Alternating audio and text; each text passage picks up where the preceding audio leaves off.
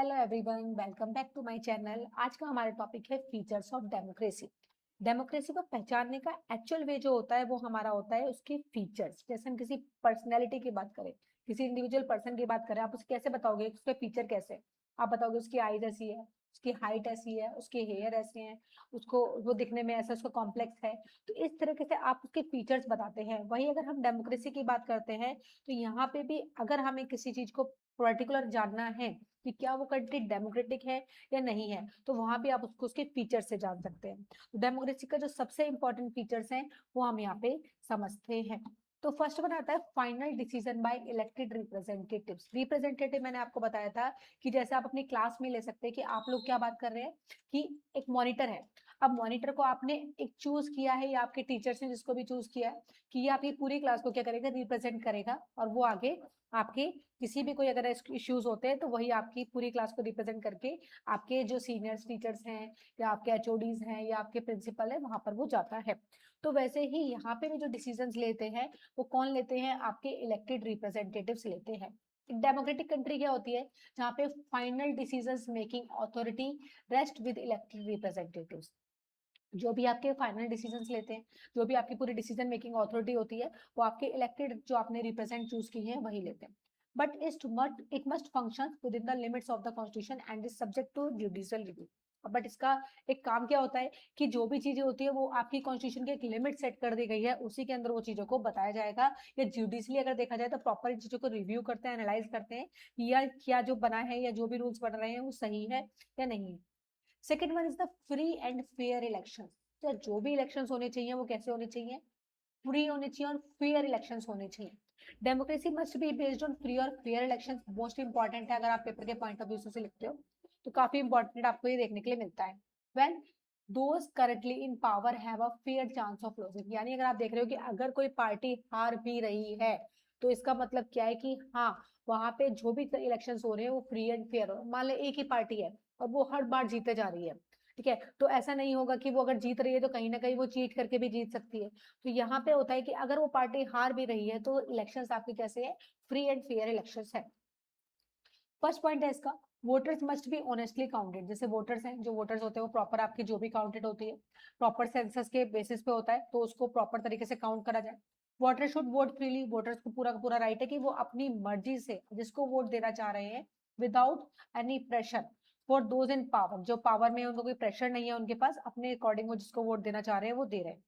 Third point, the voter should have the right to choose freely from among those competing in the election. तो voters को क्या करना चाहिए? Right to choose है कि वो किस पार्टी को चूज करना चाह रहे हैं, किस पार्टी को वोट देना चाह रहे हैं, जो भी इनको compete कर रहे हैं इलेक्शंस में। Fourth point is election should be held regularly. Election आपके जो है, जैसे भी आपका टाइम पीरियड होता है, कहीं आपका 5 साल का है, हमारे इंडिया में 5 साल का है, अदर कंट्रीज में 4 साल का भी है, 6 साल का भी है, तो वहां पे उसके अकॉर्डिंग होना चाहिए। एंड बी स्ट्रिक्टली इम्पार्शियल, और आपका कोई भी इम्पार्शियलिटी आपकी नहीं होनी चाहिए। इंडिया में अगर बात करी जाए तो इलेक्शन कमीशन ऑफ इंडिया सब लोगों ने सुना होगा, ईसीआई इसको बोला जाता है। यह इंश्योर करता है कि जो भी इलेक्शन हो वो फ्री एंड फेयर इलेक्शन होने चाहिए। Next one is the universal suffrage. Universal suffrage बताया, यूनिवर्सल मतलब पूरी आपकी जो ऑल ओवर द वर्ल्ड है। सफरेज की बात करा जाए तो राइट टू वोट, ठीक है। यूनिवर्सल यानी जितने भी आपकी पूरी कंट्री की अगर हम बात करें तो राइट टू वोट सबको मिलना चाहिए।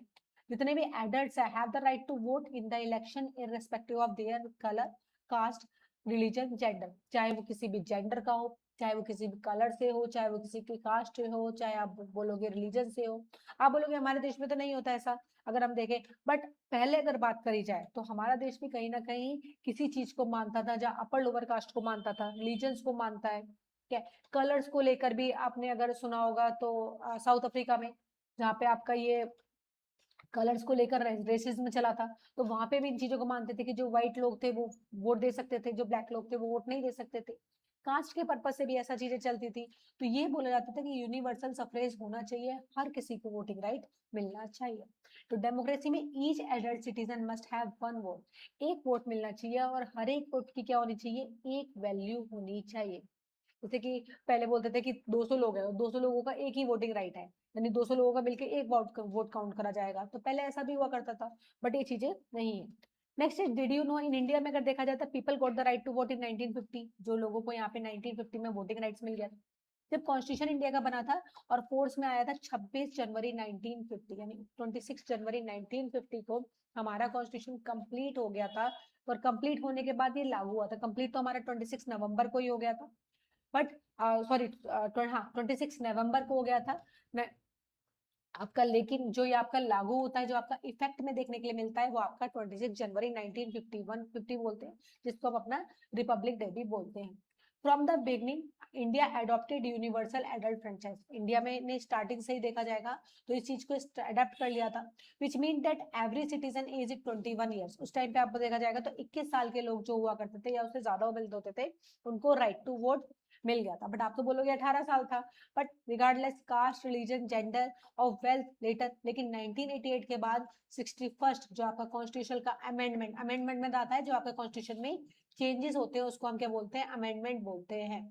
तो ये जब एक्ट आया तो ये जो एज थी वो रिड्यूस करके किससे कितनी कर दी गई, 18 ईयर्स कर दी गई। तो नाउ अगर आप 18 साल के हो जाएंगे तो आपको वोटिंग कार्ड एक बनवाना पड़ेगा और उसके बाद आपको राइट टू वोट मिल जाएगा। Next one is the freedom of expression, यानी आप अपनी बात को क्या कर सकते हैं, एक्सप्रेस कर सकते हो। तो ये भी एक इंपॉर्टेंट फीचर डेमोक्रेसी का आ जाता है कि citizen should have the right to express, यानी अगर आप अपनी बात को बोल पा रहे हो, आप अपने ओपिनियंस को किसी के सामने रख पा रहे हो बिना डरे, they should be allowed to discuss the policy of the government. और आपको ये अलाउ भी होना चाहिए कि आप अपनी पॉलिसीज जो भी गवर्नमेंट के साथ में आप उसको डिस्कस कर सकते हो। They can also demonstrate, criticise, organise meetings और कैंपेन ऑन पब्लिक इश्यूज। तो जैसे आप देखते हो कि पब्लिक इश्यूज कोई आता है तो पब्लिक इश्यूज पे लोग क्या करते हैं, उस चीज को क्रिटिसाइज भी करते हैं, भाई ऐसा नहीं होना चाहिए। ऐसी भी चीजें भी आती है। ऑर्गेनाइज भी करते हैं, बहुत बड़े बड़े जो आप देखते हो कि लोग मार्च निकालते हैं, लोग रोड पे निकलते हैं, अपने अपनी चीज बातों को बताते हैं। तो ये बताता है कि आपका देश कैसा है, एक डेमोक्रेटिक कंट्री है। मीटिंग्स होती है, कैंपेन्स चलती हैं। तो ये सब चीजें क्या है कि लोगों के पास फ्रीडम ऑफ एक्सप्रेशन होना चाहिए विदाउट द फियर कि हम किसी से डर के बिना हम अपनी चीजों को लोगों के सामने बोल पा रहे हैं। Next one is the freedom to form association. आप अपने एसोसिएशन, अपने ग्रुप्स बना पा रहे हो। तो citizens have the right to form association. Citizens के पास क्या राइट है कि वो अपने एसोसिएशन को फॉर्म कर सके, यूनियंस को बना सके, पॉलिटिकल पार्टीज बना सके एंड ज्वाइन कर सके। और अपनी मर्जी से अगर वो चाह रहे हैं कि मुझे इस ग्रुप को ज्वाइन नहीं करना, मुझे लीव करना है, तो वो लीव भी कर सकते हैं। Subject to legal restrictions to the interest of public order and national security. जहाँ पे बोला जाता है कि कुछ लीगल रेस्ट्रिक्शंस लगाई जाती हैं पब्लिक ऑर्डरस पे एंड बहुत सारी जो नेशनल सिक्योरिटीज है उसको भी बोला जाता है कि हाँ लोगों के पास फ्रीडम है अपनी चीजों को वो बता सकते हैं। अच्छा, आप लोगों ने एक एक्ट सुना होगा RTI, it's right to information. यानी आप लोगों के पास एक पूरा राइट होता है जो पास हुआ है इंडिया के पार्लियामेंट में 15 जून 2005 को। तो 15 जून अभी हमारी निकली है कल ही। तो 2005 में 15 जून को, बट ये 2005 है तो अभी अराउंड आपके कितने हो चुके हैं, आप ईयर्स काउंट कीजिए। And came fully into force on 12 अक्टूबर 2005। ठीक है, तो ये आपका फोर्स में कब आया है, 12 अक्टूबर 2005 को आया। Every day over 4800 RTI applications file करी गई थी। एक प्रोविजन बनाया गया था जहाँ पे जितने भी इंडिया के सिटीजन्स हैं वहां पे रिक्वेस्ट कर सकते हैं कि उन्हें इंफॉर्मेशन मिलनी चाहिए पब्लिक अथॉरिटी को। जो भी आपका बॉडी ऑफ गवर्नमेंट, अगर आप चाहते हो तो आप जो भी आपकी गवर्नमेंट है आप उसकी इंफॉर्मेशन को ले सकते हैं। ठीक है, which is required to reply expeditiously और विद इन 30 डेज। मतलब 30 डेज के अंदर आप जो भी होगा वो गवर्नमेंट आपको बताएगी कि हाँ कोई चीज है, तो वो आपको रिप्लाई भी करेगी। द आरटीआई एक्ट स्ट्रेंथ है transparency and accountability. Accountability means होता है कि आंसरेबल। ट्रांसपेरेंसी का मतलब होता है कि जो भी चीजें हो वो क्लियर हो, सामने वाले को आपकी बात पता हो और आपके वाले को सामने वाले। तो गवर्नमेंट जो भी काम कर रही है लोगों के वेलफेयर के लिए कर रही है, तो वो एटलीस्ट लोगों को पता भी होना चाहिए। And accountability means is the answerable, कि गवर्नमेंट अगर कोई भी काम कर रही है तो वो हमें आंसर भी करे कि जो चीजें वो कर रही है वो सही है या गलत है। अगर हम उनसे क्वेश्चंस पूछते हैं तो उनको रिप्लाई भी करना होता है। ठीक है, तो ये चीज आपकी क्या कहलाती है, जो आपका पॉइंट आ जाता है फीचर्स ऑफ डेमोक्रेसी। नेक्स्ट आता है हमारे पास फ्रीडम ऑफ कल्चर। अब हम सब लोगों के पास अपना कल्चर, अपने रिलीजन की फ्रीडम होती है। डेमोक्रेसी अलाउ करती है people to follow their own believes. लोग क्या करते हैं, अपने अपने बिलीव्स को मान सकते हैं, जो भी अपनी चीजें फेथ उन पर बिलीव कर सकते हैं। पीपल ओपनली फ्रीली फॉलो कर सकते हैं अपने किसी भी रिलीजन को एंड स्पीक भी कर सकते हैं अपनी लैंग्वेज में भी। हम बात करते हैं हमारे इंडिया की अगर बात करी जाए तो उन्होंने कितनी सारी लैंग्वेजेस हैं, कितनी लैंग्वेज में भी अगर आप देखोगे तो आपको सब लैंग्वेज देखने के लिए मिल जाएगी। Rights of the minority, minority should not be any away less than those of the majority. अच्छा, मेजोरिटी के कंपैरिजन में अगर देखा जाए तो माइनॉरिटी की भी उतने ही राइट्स हैं जितने एक मेजोरिटी को। हम यहाँ पे मेजर और माइनॉरिटी वाली बातें नहीं कर सकते। Next one is the individual freedom. हर किसी की फ्रीडम क्या है, इंडिविजुअली उसको फ्रीडम भी मिली है। डेमोक्रेसी कंट्री में सिटीजन एंजॉय करता है पर्सनल फ्रीडम, जैसे फ्रीडम ऑफ मूवमेंट, आप कहीं भी जा सकते हैं, आप कहीं भी जाके रह सकते हैं, आप कहीं भी जाके अपनी जॉब कर सकते हैं, एजुकेशन आप ले सकते हैं। तो ये सारी जो फ्रीडम है ये भी क्या है, एक तरीके से restriction in the interest of public order, morality and national security. तो इन सब चीजों का भी ध्यान रखती है गवर्नमेंट, ये सब चीजें भी क्या करे, प्रॉपर फ्रीडम लोगों को मिले। Rule of law, rule of law मतलब है democracy rule of law prevails करती है। कोई भी इंडिविजुअल, कोई भी authority is above the law, कानून से ऊपर कोई भी नहीं हो सकता। अबव द लॉ मतलब कानून की अगर नजरों में देखा जाए तो हम ये बोलते हैं कि जो आपका लॉ बन गया है वो सबसे ऊपर है। इससे ऊपर अगर हम बोले कि कोई पर्सन है तो नहीं बोल सकते। द पुलिस, कोई military functions under civilian control. Judiciary जो होती है वो भी पूरी इंडिपेंडेंट होती है, प्रोटेक्ट करती है राइट्स को, इंडिविजुअल्स के डिसीजंस देती है। एंड बाय द गवर्नमेंट, जो भी चीजें होती है उसको गवर्नमेंट भी क्या करते हैं, गवर्नमेंट के द्वारा भी जो भी डिसीजन लिए जाते हैं वो भी रेस्पेक्टफुली वो एक्सेप्ट करते हैं। Democratic government rules within limit set by constitutional law and citizens act. तो डेमोक्रेटिक के कुछ जो डेमोक्रेटिक गवर्नमेंट है वहां पे कुछ जो लिमिट सेट कर दी गई है कॉन्स्टिट्यूशनल लॉ के थ्रू, सिटीजंस के राइट्स को कर दिए गए हैं, तो वो लोगों को मिलते भी हैं। इन सब कंट्री, जैसे अगर हम चाइना की बात करते हैं तो वहां पे जो रूलिंग पार्टी है कैन पुट अप कैंडिडेट्स। आप एक बार चेक करना, चाइना में वन पार्टी है ना, वन सिंगल पार्टी है वहां पे, तो सिंगल पार्टी के अलावा कोई और पार्टी वहां पे रूल करती ही नहीं है। अभी लास्ट ईयर हमारे पूरे सिलेबस में हम लोग चाइना वगैरह पढ़ते हैं, उसमें पढ़ते हैं, बट अभी थोड़ा सिलेबस चेंज हो गया है। तो यहाँ पे आप थोड़ा सा खुद भी चीजों को कर सकते हो कि चाइना में, अमेरिका में तो कौन कौन सी पार्टी से आप चल रही है, और नीचे आप मुझे कमेंट में बता भी सकते हैं कि चाइना में कौन सी पार्टी है, यूएस में कौन सी पार्टी है, या अदर किसी कंट्री का सर्च कीजिए और वहाँ पे कौन सी पार्टी चल रही है। वन वन सिंगल पार्टी है, टू मैन पार्टी आप बता सकते हो, या फिर वहाँ पे मल्टी ऑप्शंस भी आपके मिलते हैं। तो voters had to choose between the two candidates put up by the ruling party but no one else chance in is democracy. तो बोला गया है कि वहां पे दो पार्टीज अगर हैं और दो पार्टीज में वोट दिया जा रहा है, लेकिन सेकंड पार्टी कभी जीत ही नहीं रही है, हमेशा एक ही पार्टी जीत रही है, तो क्या आपको लगता है इज डेमोक्रेसी? तो आप मुझे कमेंट जरूर कीजिएगा। Next is the all the above are minimum necessary feature of any country aspired is called a democratic country. यानी जो भी एक मिनिमम नेसेसरी फीचर्स रिक्वायरमेंट होता है किसी कंट्री के लिए, उसको हम एक डेमोक्रेटिक कंट्री बोलते हैं। जो अभी यहाँ तक हमने कुछ फीचर्स पढ़े हैं, एटलीस्ट ये फीचर्स आपके होने चाहिए, तब आप बता सकते हो कि हमारी कंट्री डेमोक्रेटिक है या नहीं है। In a democracy the will of the people is the basis of the government. यानी इसकी जो पूरी पावर होती है वो किसके हाथों में होती है, लोगों के हाथ में होती है, और इसको चलाता कौन है, आपकी गवर्नमेंट चलाती है। तो it is expressed by universal and equal suffrage through secret vote.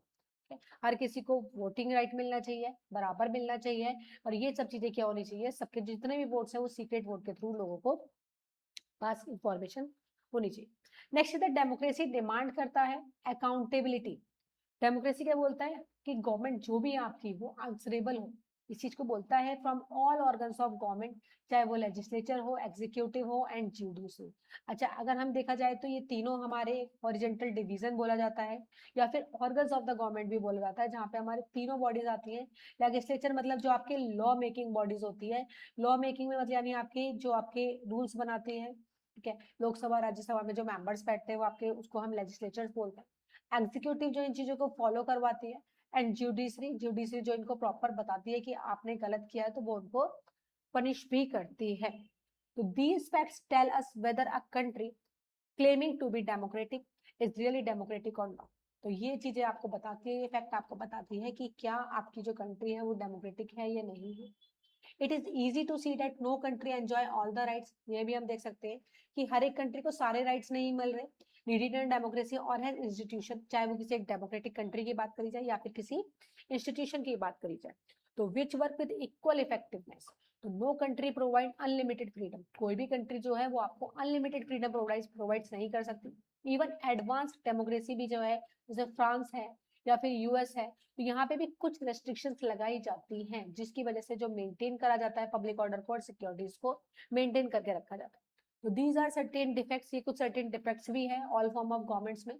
ये अराइज भी करता है because of certain inherent restriction, weakness in human nature. और कुछ चीजें अगर आप देखते हो तो ये थोड़ी सी प्रॉब्लम भी है, थोड़ा सा आपके वीकनेस भी देखने के लिए मिलती है ह्यूमन नेचर्स में। तो हम लोगों ने यहाँ पे कुछ पॉइंट्स पढ़े थे, लाइक आप देख सकते हो कि हमने चुनी हुई सरकार, जो लोग वोट करके अपने नेता को खुद चुनते हैं। हमने पढ़ा कानून का जो राज होता है, यानी कानून सबसे ऊपर है। पीएम भी कानून से ऊपर नहीं है, अगर आप देखते हो, ठीक है। मूल अधिकार की अगर बात करी जाए तो सबसे बोलने का, झीलने की जो फ्रीडम होती है वो सबको मिलती है। एक होता है कि आपने जो भी चुनाव हुए हैं वो आपके किसी से, मतलब आप किसी को डिफरेंस नहीं कर सकते, तो बिना डर के फेयर इलेक्शंस होते हैं।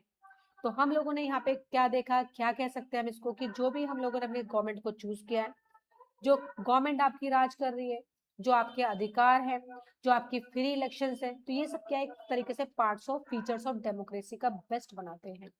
और ये जो फीचर्स हैं लोगों के अधिकार बचाते हैं, और हर डिसीजंस में जनता की भागीदारी भी आपकी प्रॉपर रिफरेंस करते हैं कि हाँ ये सुनिश्चित है कि ये चीजें भी हो सकती हैं।